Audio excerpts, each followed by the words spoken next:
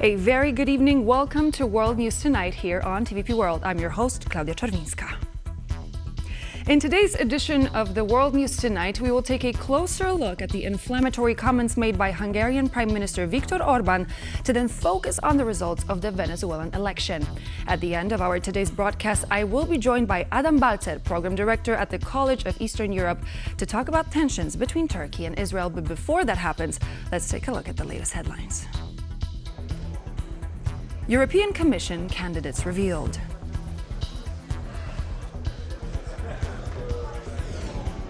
Turkey threatens to enter Israel to protect Palestinians. Iga Świątek advances in her contest for gold. Poland's top diplomat, Radosław Sikorski, recently said that Hungary is isolated within the European Union due to its own selfishness. Hungary continues to sow discord in Europe on a variety of issues. In a speech he gave in Romania just over the weekend, Viktor Orbán spoke of Poland being hypocritical. In an interview for Visegrad Insight, Polish Foreign Minister Radosław Sikorski denied Orbán's recent allegations that Poland is doing business with Russia through intermediaries and commented on the Hungarian Prime Minister's recent trips to Moscow. Of course, the PR credentials of the Hungarian Prime Minister have grown, but at least at the last Foreign Affairs Council of the European Union, Hungary had no support for its position. Moreover, they seem isolated in asking for Europe's solidarity over continued oil supplies. They won't get that solidarity because if they act selfish, it will be hard for them to win friends. During a recent speech Orbán gave at the annual Balvanios Free Summer University and Student Camp in Romania's Baler, a region with a large ethnic Hungarian population, Orbán used many harsh words to describe how the European Union, the Polish government, and the West as a whole are dealing with Russia. The Poles are practicing the most hypocritical and sanctimonious politics of all Europe. They morally lecture us, criticize us for our economic relations with the Russians, and meanwhile they unashamedly do business with the Russians and buy oil through intermediaries, running the Polish economy with it. Immediately after those words, the Polish deputy foreign minister refuted Orbán's claims and went on to characterize his policies as anti-EU, anti-Ukrainian and anti-Polish. Mr. Orbán is blocking 2 billion Polish zloty for Poland from the European Union, which is intended and is waiting there to compensate for our military aid to Ukraine. And he is blocking it, and he claims that he will continue to block it. Unity is crucial for the functioning of the V4 format, said Poland's foreign minister in that interview for Visegrad Insight. Poland and the Czech Republic are committed to helping Ukraine. Slovakia shifted to a neutral gear, and Hungary is getting in the way. The Visegrad Group can only act on subjects where we have common interests, so we need to get back to issues where they still exist, i.e. issues related to the communist past, with industry still obsolete in some areas, the need for EU funding for infrastructure, partly agriculture, youth exchanges, scholarships. Orbán, whose country currently holds the rotating EU presidency, has broken ranks with the rest of the bloc by seeking warmer relations with Beijing and Moscow, affecting the EU and the V4. Oliver Várhelyi has once again been selected as Hungary's candidate for the position of EU Commissioner. The choice serves as a clear message of Budapest's disobedience to the structures of the European Union. Viktor Orbán's latest decision is not likely to garner him any new supporters in the EU.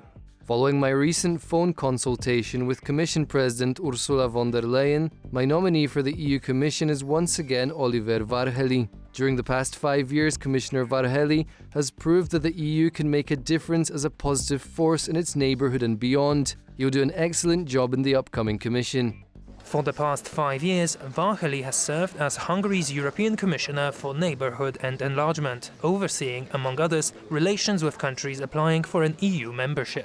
I would presume this candidate is given to Ursula von der Leyen to create problems in forming Commission.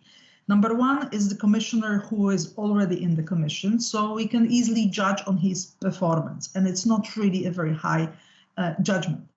Varhelyi, however, is certain not to receive the same position. Commissioners who remain in the European Commission for a period longer than a single term are given different posts every time. The European Commission consists of 27 commissioners, one for each member state. Hungary is not the only country seeking to extend its commissioner's term, as the Netherlands, Slovakia and Latvia have also opted for such a move. The Commission's president, Ursula von der Leyen, has asked all member states to confirm their nominees by the end of August. Poland is yet to reveal its candidate. Well, there are many names mentioned in the media. I think it very much depends on Mr. Tusk's vision of the relations between his government and the commissioner. Mr. Piotr Serafin mentioned many times as a very good commissioner from the Polish side, for example, for the portfolio of competition. All nominees will have to face parliamentary questioning. And due to Viktor Orban's recent abuses of Hungary's rotating presidency of the Council of the EU, such as an unsanctioned trip to Moscow, Oliver Varhelyi's hearing is unlikely to be easy. The United States has announced a new $200 million defense aid package for Ukraine. Joining us live now from Kyiv with the details is our Ukraine correspondent, Oz Katerji. Good evening, Oz. What can you tell us about this latest tranche of aid bound for Ukraine from Washington? Yes, this was announced today in a statement published by the Department of Defense, the US Department of Defense, that is drawing down from an already decided upon $1.5 billion tranche ready for Ukraine. This $200 million is being drawn from that. Now, it's quite an extensive package. It's set to include anti-tank munitions, precision-guided weapons, artillery rounds, and air defense ammunition. So all things that Ukraine vitally needs. Now, this has come alongside news from Berlin today that Germany is sending 8 Leopard 1 tanks, including spare parts for the Leopard hulls as well. They're being sent across today. So good news on the ammunition and supply front for Ukraine. Slightly less good news coming from Switzerland over the weekend. They're set to not go along and follow the EU with seizing Russian assets and transferring the revenue from the interest of those assets to Ukraine. The Swiss are refusing to do that. They are freezing the assets, but they are not currently deciding to transfer anything to Kyiv. So Zelensky won't be too happy with that. But given that it's Switzerland here, I'm not sure he'll have much luck in persuading them to change their mind on this. Back to you in the studio. Thank you so much. That was Oz Katerji coming to us from Kyiv. Hours after Turkish President Recep Tayyip Erdogan appeared to threaten to invade Israel to show his solidarity with the Palestinians, Ankara's foreign ministry then compared Prime Minister Benjamin Netanyahu to Nazi leader Adolf Hitler. Turkey and Israel were once considered good partners. However, that relationship has deteriorated since October the 7th. Let's go to our correspondent in Tel Aviv, Diana Skaya, for the latest. Good evening, Diana. Thank you so much for joining us tonight. What can you tell us about the recent developments in terms of the comments made by Mr. Erdogan?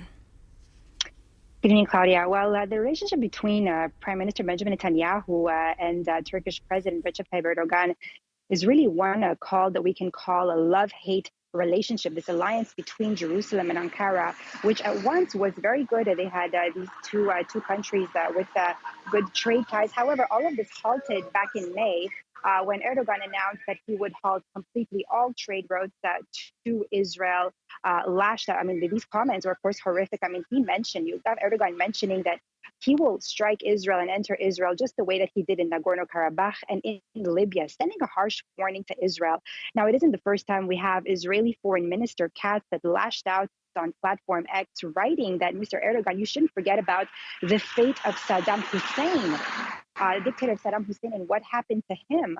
And of course, even back in January, Israeli Foreign Minister also Katz had lashed out on him, calling him, Erdogan accusing Israel of committing genocide. However, Israel taking out the Armenian genocide card, which Israel always plays when when their relationship with Turkey hit rock bottom, and accuses and reminds Turkey to remember that they are the ones who committed the genocide in 1915 against the Armenians, the Kurds, and so on back then in the Ottoman Empire. So it's quite a back and forth. And also, let's be reminded now, Turkey is part of NATO.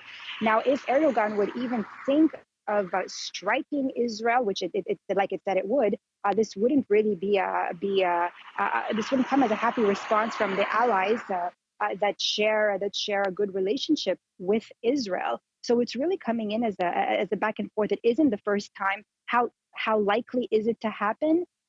Probably not, given the situation. And also, let's be reminded that after October 7th, Erdogan is the one that's hosting Hamas leaders in Turkey. Claudia? Thank you so much, Diana. Keep us posted on the latest developments on this situation. Diana Skaya coming to us from Tel Aviv. Thank you once again. Italian Prime Minister Giorgia Meloni has offered to broker better trade relations between China and the European Union. It comes as Meloni attempts to relaunch ties with China after she pulled out of Beijing's huge Belt and Road infrastructure scheme last year. Her trip to the Chinese capital coincided with attempts by Beijing to extend pressure on EU politicians to toe its line on Taiwan. Italy's Prime Minister Giorgia Meloni is welcomed in Beijing by President Xi Jinping. Rome last year rejected China's flagship global infrastructure program, the Belt and Road Initiative, reasoning it didn't benefit Italy enough. Now the two have inked a 3-year action plan that aims to balance financial support for firms, a key European complaint about trade with China. The goal is clearly to enhance the work we have already done, but also to explore new forms of cooperation while simultaneously working towards a balanced commercial support. Meloni is the latest European leader to visit Beijing. German Chancellor Olaf Scholz flew there in April to promote Berlin's case. He was followed last month by Poland's President Andrzej Duda. Most recently, Hungarian Prime Minister Viktor Orban made the trip to China. Commentators say it's vital for both the EU and China to maintain trade relations. European economy is much more vulnerable to any changes, to any sanctions, and that is the reason why, although Italy pulled out of the Belt and Road, they don't want to break the relations with China. The Italian mission comes as China put pressure on politicians from 6 countries, including EU member Slovakia, not to attend a China-focused summit in Taiwan. Beijing is well known for its attempts to curb politicians visiting Taiwan, which China claims is its own territory. Whenever there is anything connected with foreign politicians visiting Taiwan, that always causes huge anxiety and insecurity. Experts stress the importance of maintaining relations with China to improve trade ties and avoiding the use of sanctions, which could have devastating economic consequences. Commentators are warning that the dashed hopes of political change in Venezuela could result in violence after the official result of the weekend presidential election handed Nicolas Maduro a 3rd term. Exit polls had put his opponent, Edmundo González, well ahead. For the moment, González is not calling for supporters to take to the streets, but commentators warn that missteps by the authorities could result in violent protests. Nicolas Maduro celebrates with supporters after Venezuela's electoral authority said he had won a 3rd term with 51% of the vote. The declaration came despite multiple exit polls that pointed to a win by opposition candidate Edmundo González. While González has not called on people to take to the streets, commentators say the situation remains tense and could easily spiral out of control. If these people go to the streets, and what's going to be the reaction of the regime if the security forces and military forces stay loyal to Nicolas Maduro or not? This is the most important question. Germany has called on Venezuelan officials to release detailed election results.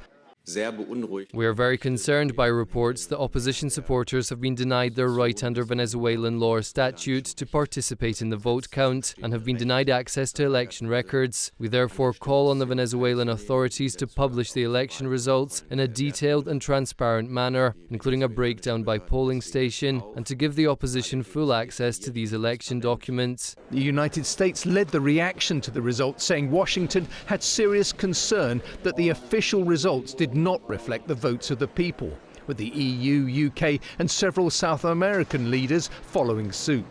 The opposition has vowed to fight on, possibly using the exit polls to push their case with the authorities.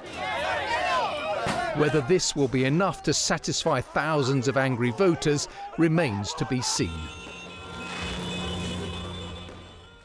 Warsaw continues to work on its subway network. Next stop, the expansion of the M2 line, connecting the east and the west of the capital, for which drilling work has just started. Meet Krystyna, a special drill responsible for expanding the M2 metro line. The tunnel drilling process at Karolin station marks a critical phase in the extension of the M2 metro line. The construction involves intricate underground work, and the expansion of transport infrastructure does not end with the metro. Warsaw Mayor Rafał Trzaskowski commented on the matter exclusively for Business Arena. This is the most effective mode of communication. We are finishing another tram line. So it is of utmost importance to develop the existing infrastructure. And we are also planning to invest in zero emission buses and trams. And we hope that our tenders will be seen as projects done under the recovery plan. The Karolin metro station, once completed, will serve as a crucial hub in Warsaw's metro network. It is the last of the 3 remaining stations in the M2 extension project.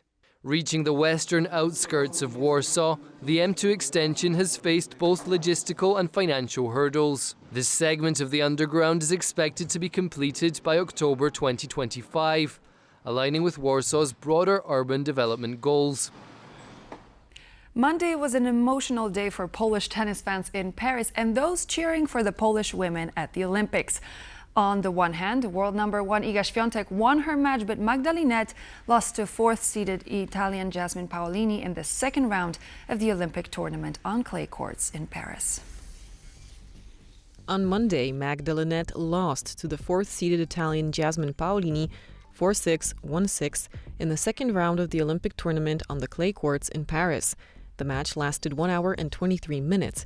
As a result, Iga Świątek will be the only Polish tennis player in the third round. Seeded number 1, Iga Świątek defeated French Diane Parry 6-1, 6-1 in the second round of the Olympic tournament. The match lasted 1 hour and 14 minutes.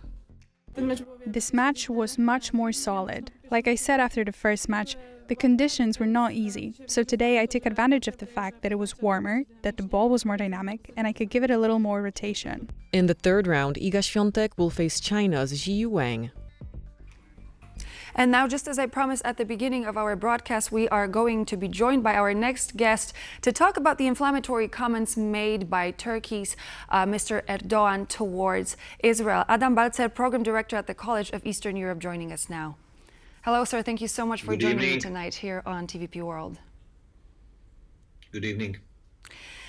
Before we start our conversation, I wanted to actually reach back to the source and listen to the Turkish president and what he had to say. Let's take a look.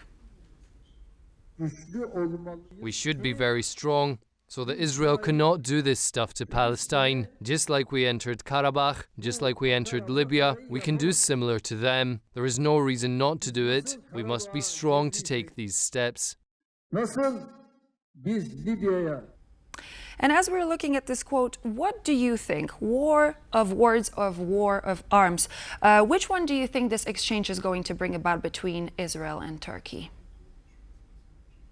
Definitely war of words.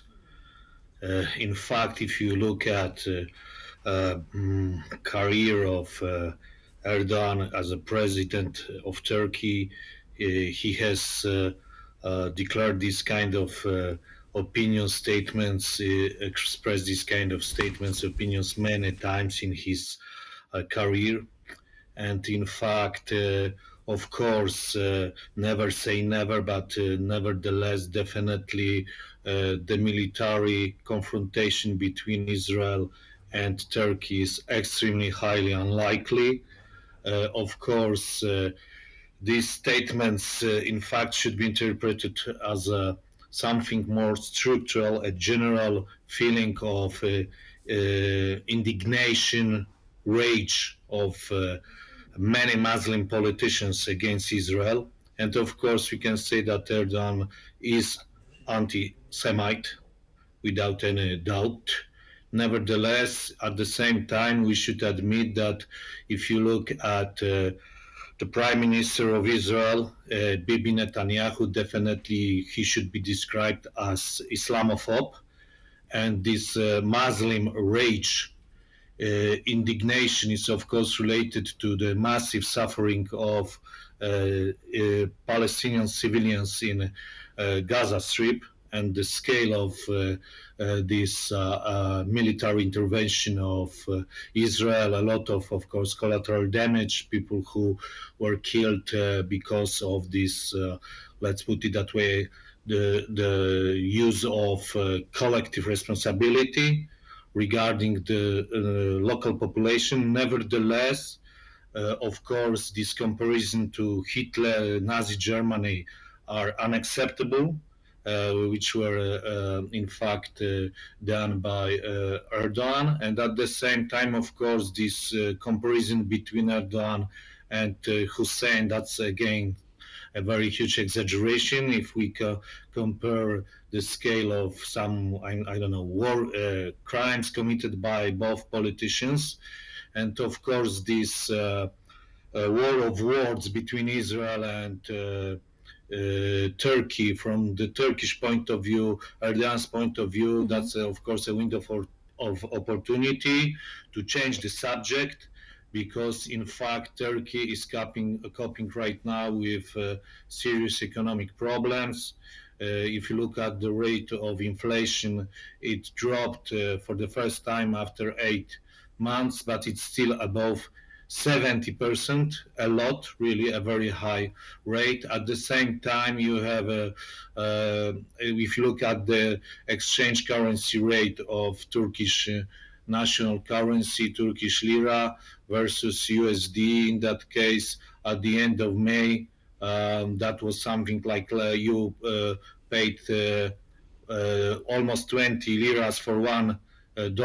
Right now, it surged and exceeds 33 liras.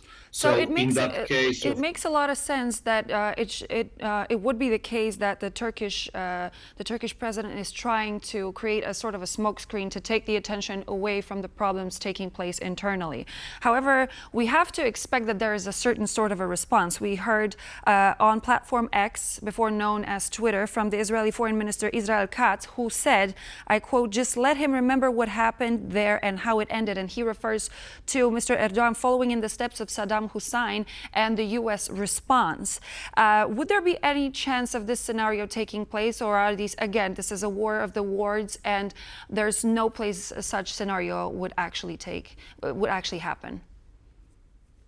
But do you believe that in that case it means that the U.S. will attack Turkey and Erdogan will face the fate of Hussein? It's again some kind of science fiction.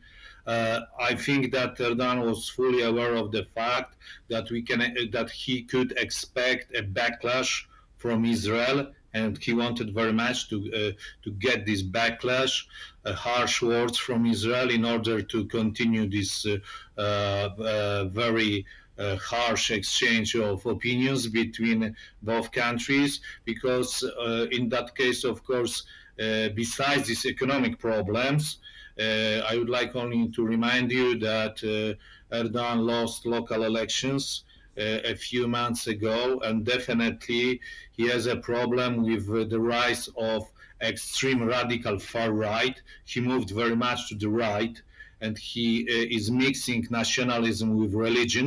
And the same you can see regarding the Israeli government. And of course, from his perspective, the rise of extremists, radicals in Turkey. There is one party, Yeni Refah Partisi, that's a party, a new welfare party.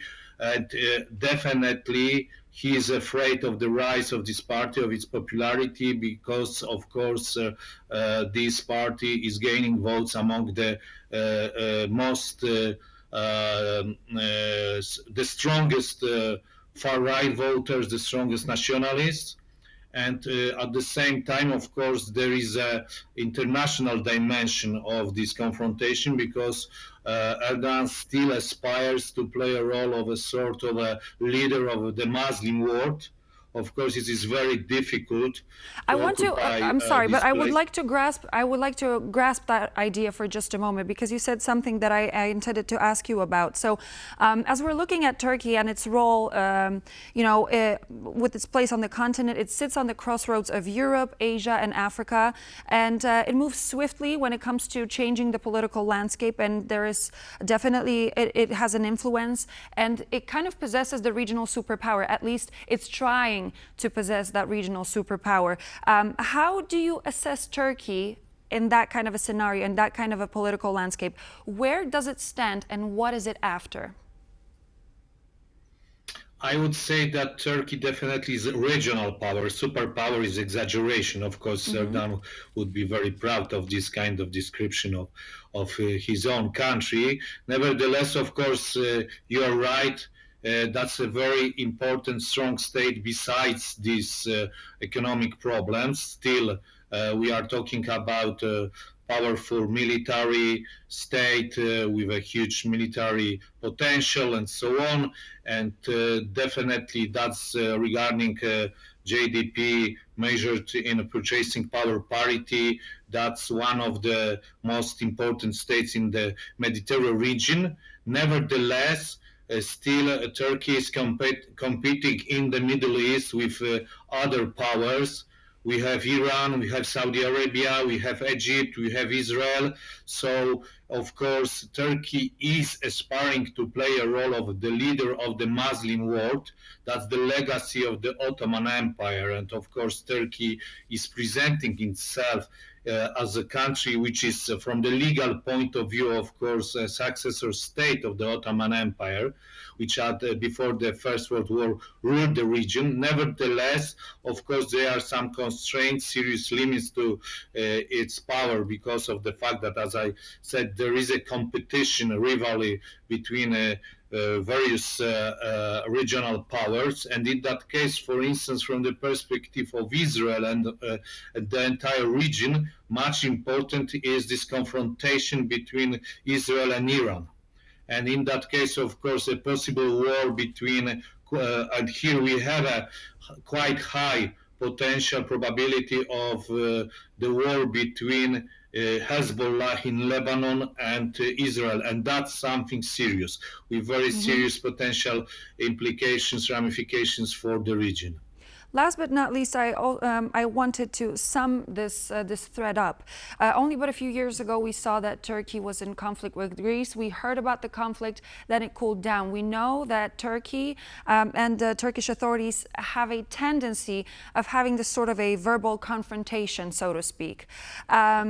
Do you think, when you look at this whole narrative, this political narrative, that Erdogan is just stirring the pot, and this is something that he enjoys doing for the sake of just stirring the pot? I would say that you're right. Yes, that's the part of his, I would say, political identity, even maybe his personality. That, in fact, as I said at the very beginning, he in fact has a very long track record of this kind of harsh statements, which, if we look, if we in fact scratch the surface and look a little bit deeply inside, we can see that this language, this narrative discourse, his discourse, is quite often very vague, blurred. It's similar to, frankly speaking, to Donald Trump's style. So you had this opportunity to hear him even in that case, that he said something like, we need to be strong because if we are strong, we can do something like that. Why not? And so on. So it's really this kind of statements we have heard many times from here, and you are right, there are many EU terms in his career that, for instance, this legacy, we can see legacy of rapprochement, reconciliations with many countries, including Greece and Israel in the past, but I'm in that case, in this concrete case, this confrontation, verbal confrontation between Israel and Turkey, I'm sorry, and sir. a very Unfortunately, our serious time on today's program has come to an end. It was a pleasure to talk to you, and we will keep our hands on the pulse to check in with you as the situation develops. Adam Balcer, Program Director at the College of Eastern Europe, thank you so much for joining tonight. Thank you very much. The pleasure is all mine as always. And so, ladies and gentlemen, this would be all the latest news here on World News Tonight. Please stay tuned here on TVP World for more news and features. Good night.